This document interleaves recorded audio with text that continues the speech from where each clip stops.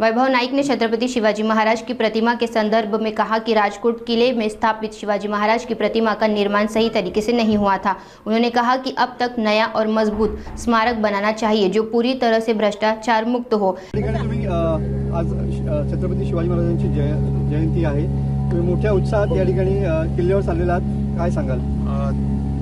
छत्रपति शिवाजी महाराजांचं एकमेव असलेलं शिवराज्याभिषेक मंदिर, शिवराजेश्वर मंदिर हे सिंधुदुर्ग किल्ल्यावर आहे आणि संभाजी महाराजांपासून या ठिकाणी शिवजयंती त्यावेळी सुद्धा साजरी झाली होती आणि म्हणजे शाहू महाराज, संभाजीराजे आणि राजाराम महाराज, आणि ते मंदिर स्थापन केल्यानंतर आपण बघितलं असेल की मंदिरामध्ये दरवर्षी सिंधुदुर्ग जिल्ह्यातील अनेक शिवप्रेमी आणि महाराष्ट्रातले शिवज्योत इथनं घेऊन जातात आणि आम्ही पण दरवर्षीप्रमाणे यावर्षी सुद्धा शिवजयंती उत्साहात आम्ही सिंधुदुर्ग किल्ल्यावर शिवराजेश्वर मंदिरावर करणार आहोत आणि आमचे सर्व शिवसैनिक आहेत ते पण त्यामध्ये सहभागी होणार आहेत आणि संपूर्ण महाराष्ट्रातील इथनं शिवज्योत घेऊन जाणाऱ्या सगळे शिवभक्तांना आमच्या मनापासून शिवजयंतीच्या शुभेच्छा। राजकोट किल्ल्यावरचा छत्रपती शिवाजी महाराजांचा पुतळा कोसळला, आज त्याची पुन्हा पायाभरणी या ठिकाणी होते, काय सांगाल?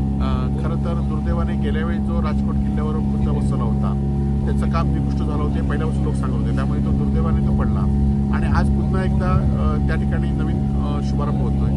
ते शिवाजी महाराजांचे जे स्मारक आहे ते अत्यंत चांगलं व्हावं, मजबूत व्हावं आणि त्यासाठी बांधकाम विभागाने किंवा महाशासनाने लक्ष द्यावे, त्यामध्ये गेल्या वेळीसारखा कुठलाही भ्रष्टाचार होऊ नये आणि त्यामध्ये आम्ही पण आमच्या पद्धतीने त्यांना सहकार्य मार्गदर्शन करणार आहोत आणि हे शिवाजी महाराजांचं स्मारक अत्यंत चांगलं व्हावं अशी आमची अपेक्षा आहे।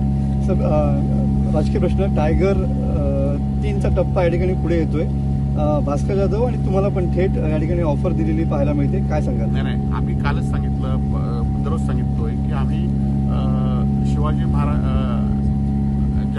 ज्याप्रमाणे आम्ही गद्दारी करणार नाही। शिवाजी महाराजांच्या काळामध्ये ज्याप्रमाणे काही लोकांनी गद्दारी केली होती आणि आज शिवजयंतीच्या वेळी सुद्धा आम्ही तीच शपथ घेऊ की आम्ही गद्दारी करणार नाही। आम्ही उद्धव बाळासाहेब ठाकरेंबरोबर, प्रामाणिक लोकांबरोबर आणि शिवसैनिकाशी आम्ही ठाम राहू। अत्यंत तुमचे जवळचे मानले जाणारे जिल्हा प्रमुख संजय पडते यांनी काल राजीनामा दिला, काय प्रतिक्रिया?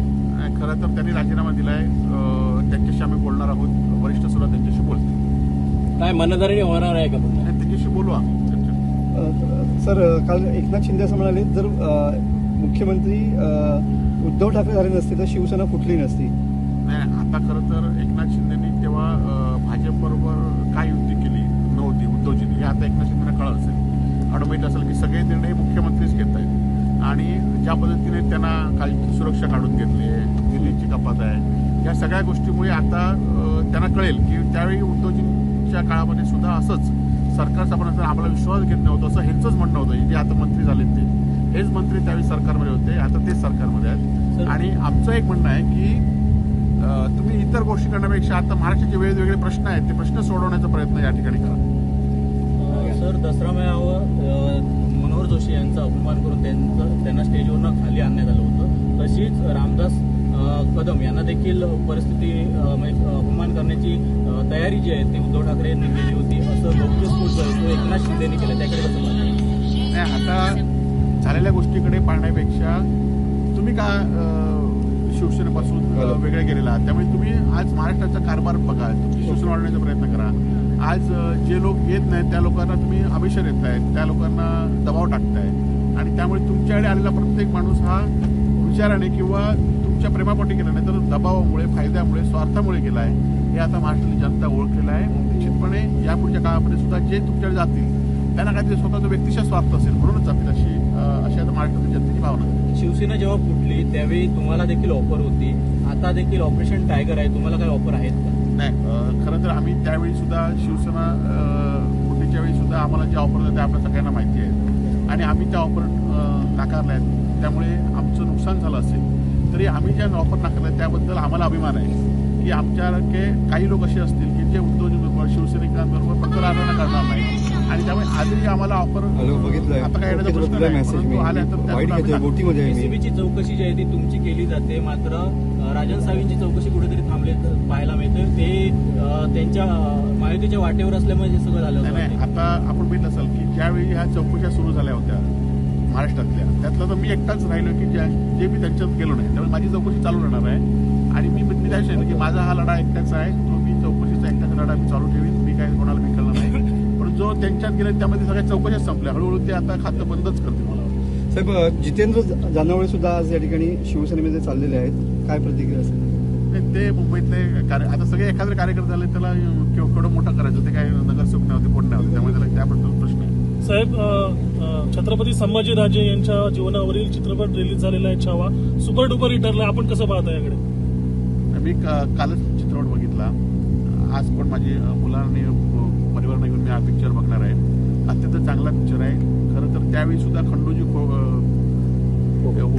हे होते शिकले, बरोबर ना. त्यामुळे त्यावेळी सुद्धा महाराजांबरोबर कशी छत्रपती संभाजी महाराज कशी गद्दारी केली ही आपण त्या चित्रपटात दाखवलेली आहे आणि सोक्यानीच.